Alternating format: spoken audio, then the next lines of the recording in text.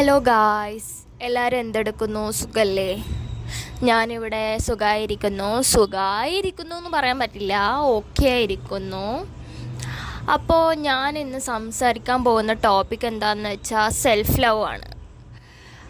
നിങ്ങളിൽ എത്ര പേർക്ക് നിങ്ങളോട് മറ്റാരെക്കാളും ഇഷ്ടമുണ്ട്? അത് നിങ്ങൾ ആലോചിച്ചിട്ടുണ്ടോ? നിങ്ങളുടെ ഈ ലോകത്ത് ആരെയാണ് ഏറ്റവും കൂടുതൽ സ്നേഹിക്കുന്നത്?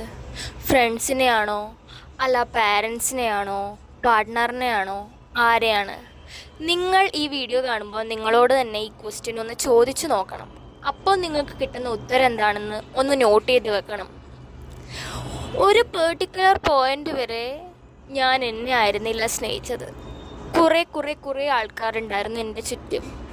ചിരിക്കാനും കളിക്കാനും തമാശ പറയാനും എല്ലാവരും ഉണ്ടായിരുന്നു. പക്ഷെ ഞാനൊന്ന് വീണുപോയപ്പോൾ ഒരാശ്വാസ വാക്ക് പറയാൻ പോലും ആരും ഉണ്ടായിരുന്നില്ല. എന്നെ ചിരിപ്പിച്ച കൂട്ടുകാർ വരെ ഞാൻ എന്ത് ചെയ്യുന്നു എന്ന് അന്വേഷിക്കാത്ത ഒരു കാലം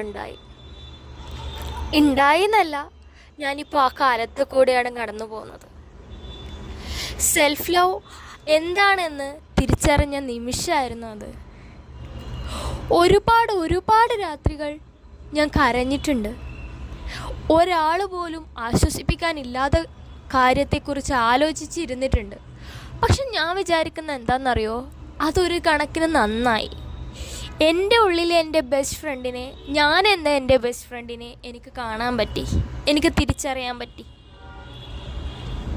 ഫ്രണ്ട്ഷിപ്പിന് ഒരുപാട് ഇമ്പോർട്ടൻസ് കൊടുത്ത ആളായിരുന്നു ഞാൻ. ഒരു പരിധിയിൽ കൂടുതൽ ആരെയും വിശ്വസിക്കരുതെന്ന് ഈ സിറ്റുവേഷൻ എനിക്ക് മനസ്സിലാക്കി തന്നു. ശരിയാണ്, ഇന്നത്തെ ബിസി ലൈഫിൽ പരസ്പരം സ്നേഹിക്കാനും കരുതാനും ആർക്കുണ്ടാവില്ല. അതൊരു സത്യമാണ്, ആ സത്യത്തെ ഞാൻ മാനിക്കുന്നു. എന്നാലും ഒരു പരിധിയിൽ കൂടുതൽ വിശ്വസിച്ചവർ കൂടെ ഇല്ലാതിരുന്ന സമയം അതെനിക്ക് താങ്ങാവുന്നതിലും അപ്പുറമായിരുന്നു. പക്ഷേ ഇന്ന് ഈ ഒരു നിമിഷം എനിക്ക് ആരില്ലെങ്കിലും ഞാനുണ്ട്.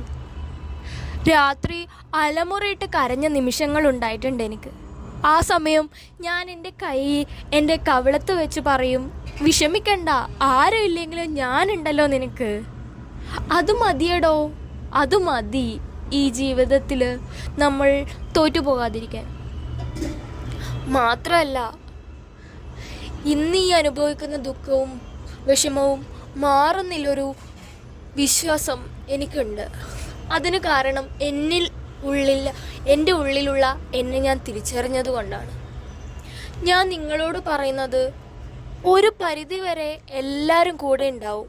പക്ഷേ നിങ്ങളൊന്ന് വീണു പോകുമ്പോൾ ആൾക്കാർ നിങ്ങളുടെ കൂടെ ഉണ്ടാവണമെന്നില്ല. ഉണ്ടായാൽ അത്രയും നല്ലത്.